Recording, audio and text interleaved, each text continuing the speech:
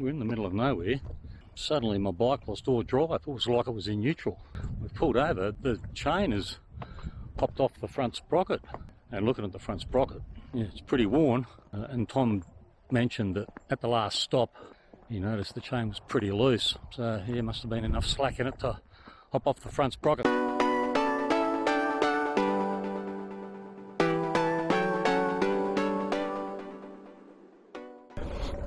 Alright, we're away, day 3. Staying here last night was the smartest thing we could have done. Last night the wind was howling. We had a couple of storms, a bit of rain, so it wouldn't have been pleasant out in the bush. So yeah, it was money well spent, comfortable enough, not sleeping on the ground like a dog. That's always good. So yeah, from here we will go back to Big Bell, spend a couple of hours crawling over that, and then later on start heading for a small community called Sandstone, and then further south towards Southern Cross.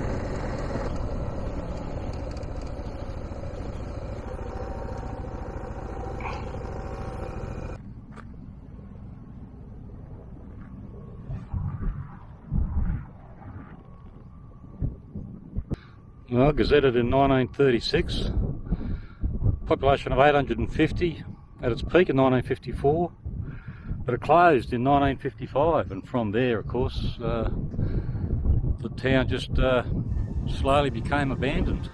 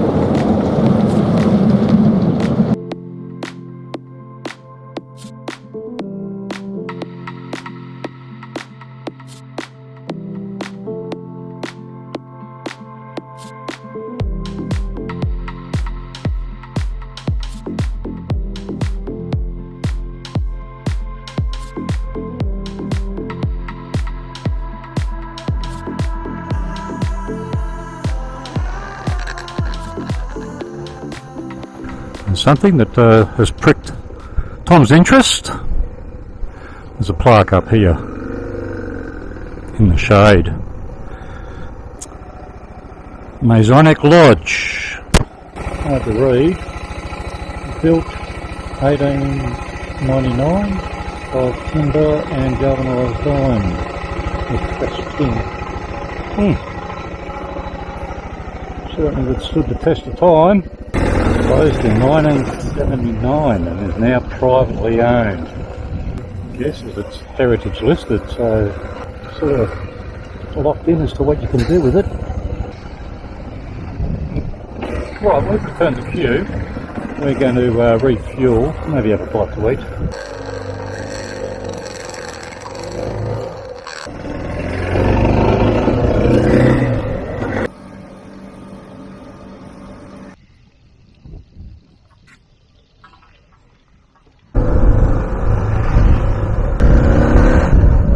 Alright, we're away.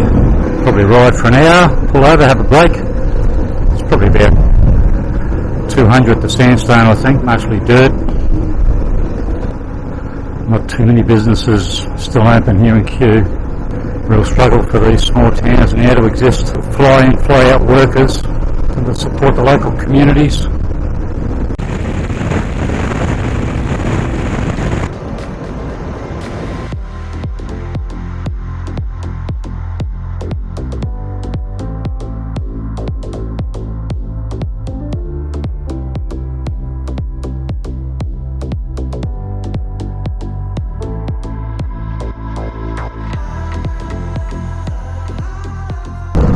Bit of activity up here. I'm just not quite sure what it is. One road I've never been on before, so this is all new territory for me. I think it's an old station.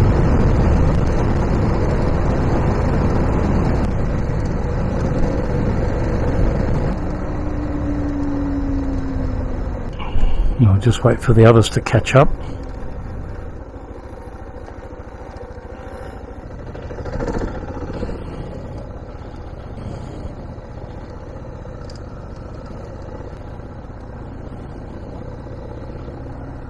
Those cattle yards are new. Well, they look new. Otherwise, there's not a lot going on, I don't think. Not sure of the history of the place. Don't know when it closed.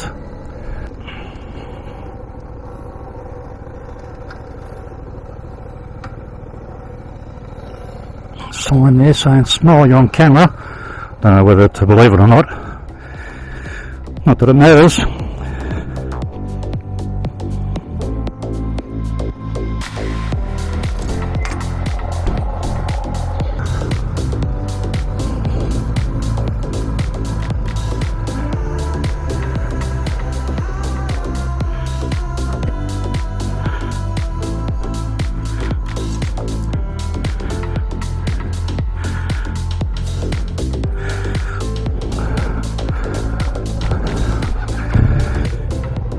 According to GPS, we're on the right track. I wonder if the track is going to diminish from here.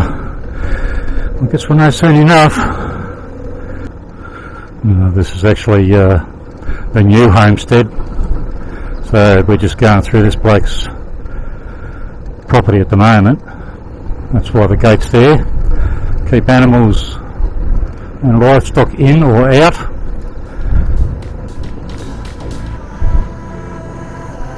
Pretty tough existence here, I would think.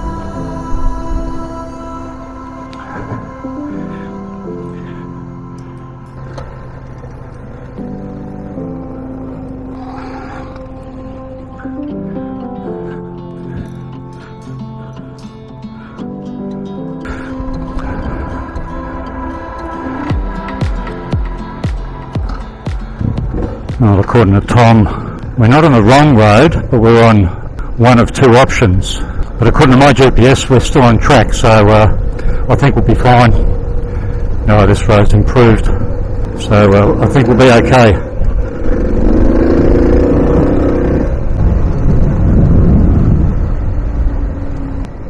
Alright, there's a refreshing sign, sandstone this way.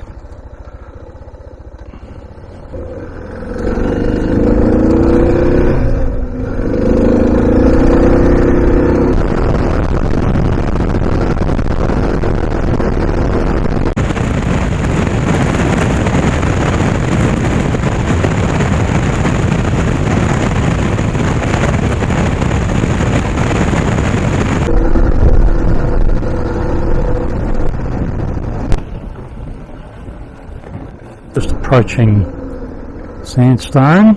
We're going to refuel there and probably have a bite to eat and a drink. So we'll refuel. Rob will have to put some fuel in a bladder because he may not have the range for this next leg. Both Broken Leg Tom and I have 30 litre tanks, so we should be okay.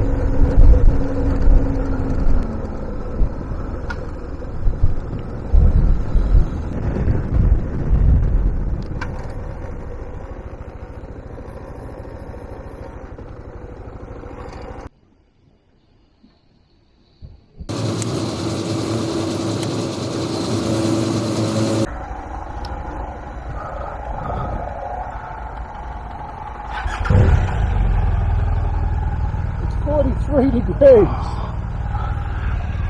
Tommy just said it was 43 degrees. That would explain a couple of things, I guess.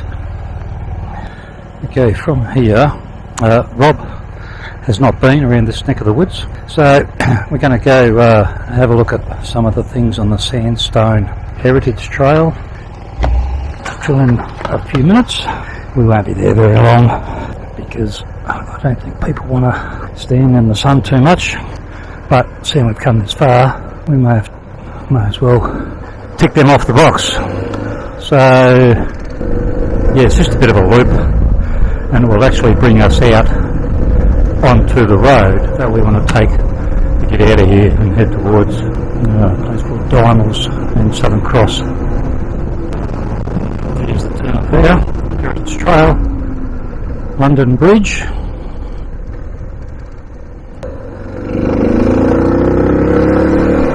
This place is called London Bridge.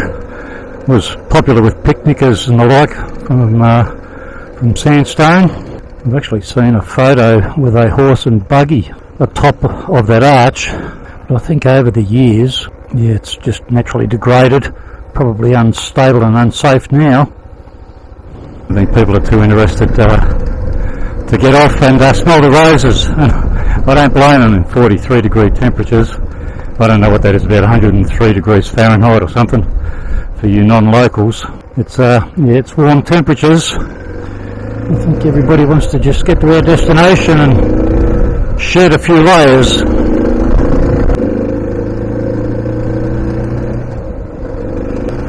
Up here is the old state battery, where obviously the rock was crushed for the gold, because that's Sandstone's heritage. It's all about gold mining. I'll stop here, but I don't think these places are going to want to have a look.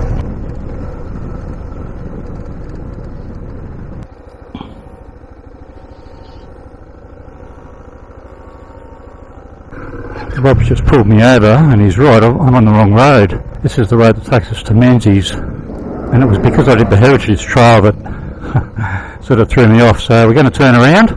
We haven't come far down this road. Unfortunately now there's a few mining vehicles in front of us. So we'll go back to the highway, head back towards Sandstone, and then take the road that effectively leads us to Payne's Find, and the turn off we want is off that. Alright, let's get in that time of the day where we need to look for a bush camp. I don't want to get too far off the road because we've got a big bike with us. I'm not really worried about people seeing the fire, anything like that. I don't think that road's going to have too much traffic on it. We would like a bit of shade, I think, because we've still got a little bit of daylight left. Oh, I think we'll be able to find a spot around here. The area is certainly big enough. There's enough room for all of us here. Sun's setting in the west, of course, so I'll have shade for the remainder of daylight hours anyway. Good job, Steve. Thanks.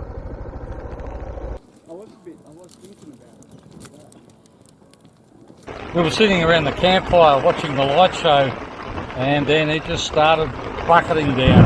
I hope it's short-lived, because otherwise we won't be able to get out tomorrow.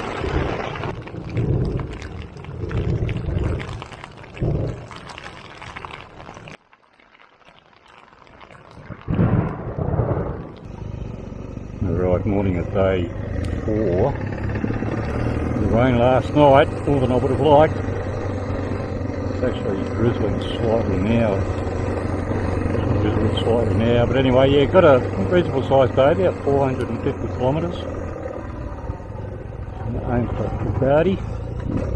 Gonna aim for Southern Cross.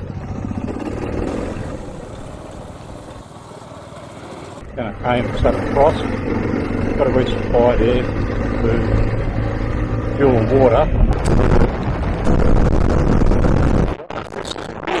Blue sky on one side, dark grey clouds on the other. It's almost this ribbon of road is the boundary between the two worlds.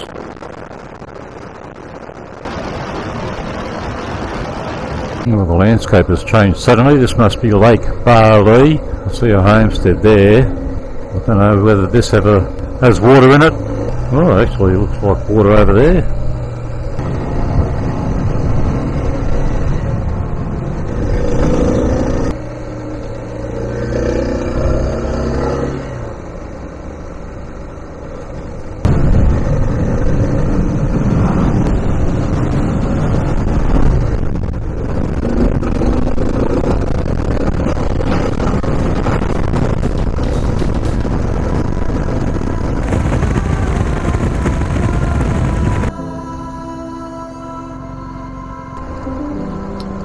This is a small mountain range on the Bullfinch to Everston Road. Used to be pretty dodgy, but in the last couple of years there's been a bit of mining activity, so they've really improved the road surface and treated it with, I don't know, something they've sprayed on there to keep the dust down. So yeah, it's a high speed road now.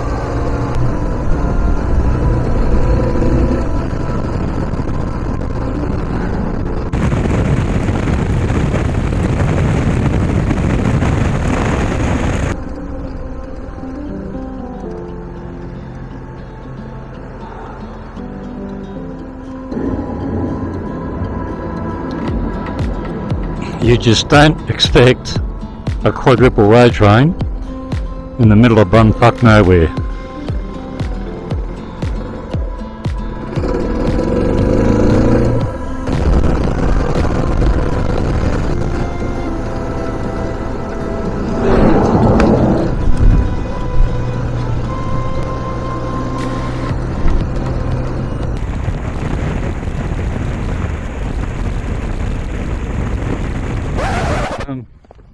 We're in the middle of nowhere. Suddenly my bike lost all drive. It was like it was in neutral. We pulled over. The chain has popped off the front sprocket. And looking at the front sprocket, yeah, it's pretty worn. And Tom mentioned that at the last stop, he noticed the chain was pretty loose. So there must have been enough slack in it to hop off the front sprocket. So we'll pull the back wheel off. We're just looking for a place where there's some shade. There's nothing around. I mean, it's not stinking hot, it's not 40 degrees, but it's still pretty warm. Yeah, gotcha. Alright, we're away. Probably lost about, I don't know, 40 minutes. When it first happened, I mean, I just had no drive. And I thought, oh shit, the chain's broken. Or the internals in the gearbox had shit themselves. Anyway, yeah, that front sprocket is badly worn. I was going to replace both the rear sprocket and the chain after this trip. We've only got about 500 kilometres before the end of the journey. So we've taken the cover off, put the chain back on, took the back wheel off.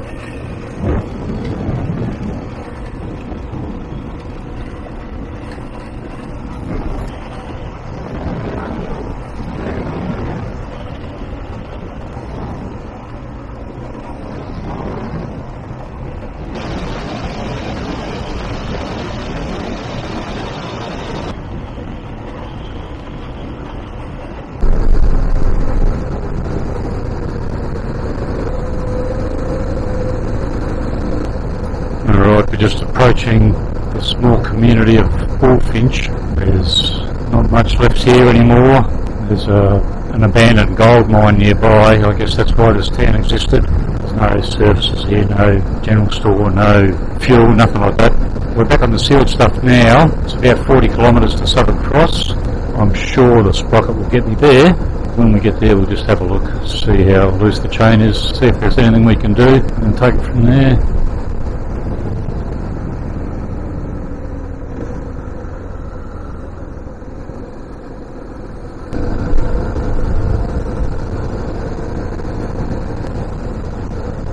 to the pub, but I don't think that trades anymore either.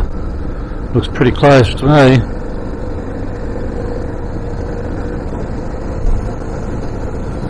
It's got a post office.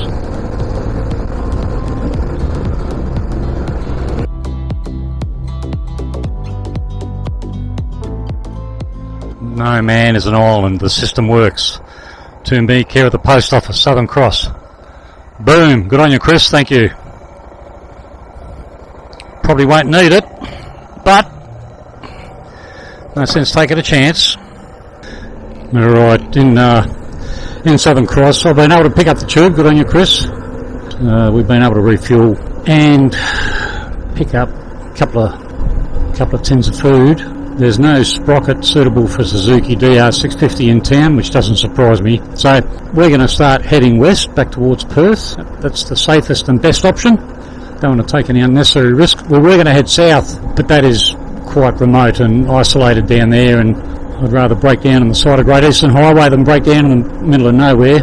Now, we're only about 4 hours from Perth, and Rob has decided to slab it back to Perth. He'll be home before last flight tonight, so he'll be in his own bed this evening. But yeah, broken leg Tom and I will we'll continue heading west for an hour, pull up, have a bush camp, and finish the job tomorrow.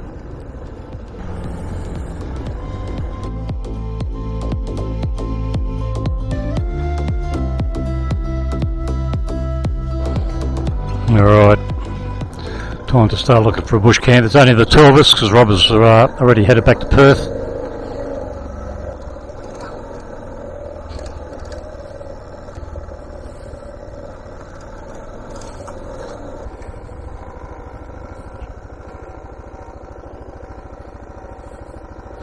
This will do. Big cleared area over there. Heaps of timber. Won't be a big fire tonight, I don't think. Far enough away from the road so we don't hear any road noise.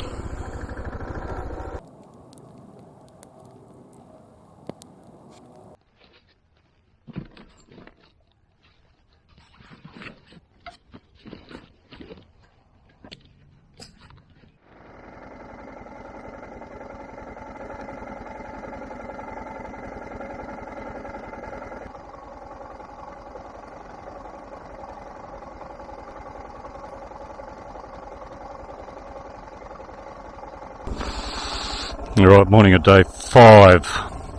Final day for us. We'll both be home this evening, if everything goes according to plan at least.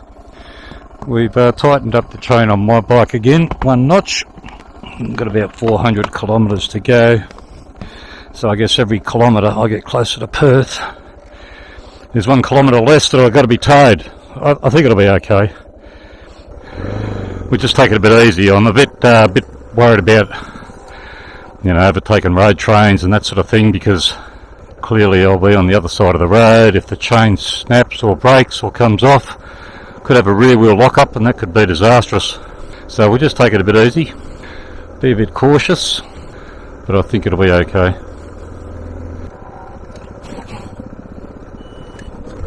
It's only going to be 29 degrees Celsius today, which will be a nice change instead of 40-degree temperatures.